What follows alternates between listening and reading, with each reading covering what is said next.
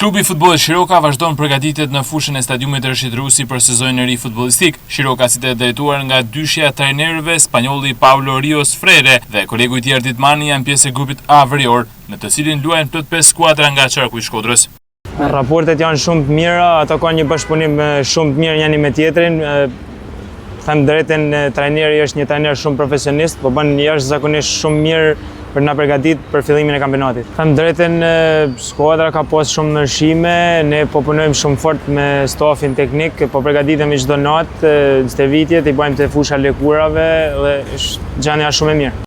Merkatja verore është shoqëruar me largime dhe afrime të shumta, duke qenë thuajse një skuadër 80% e re, ndërkohë që në objektivin e Shirokës vazhdon të jetë kalimi në kategorinë e parë. Po thuaj se 80% e skuadrës është një skuadër e re, kanë ardhur afrime të reja ku çdo natë ne po bëjmë prezantimin e tyre.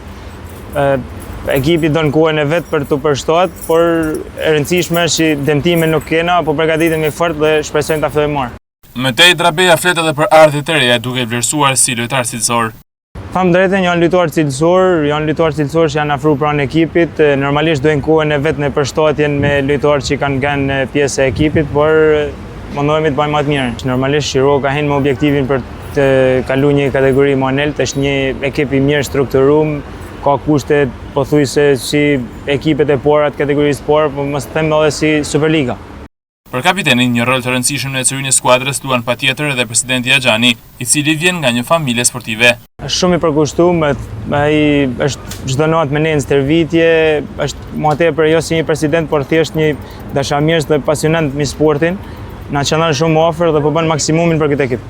Kampionati i futbollit për kategorinë e dytë nis me datën 12 shtator dhe javën e parë Shiroka do ta luajë në transfer përballë Erzenit të Shijakut, ndërkohë që në javën e dytë pret në shtëpi Partizanin B.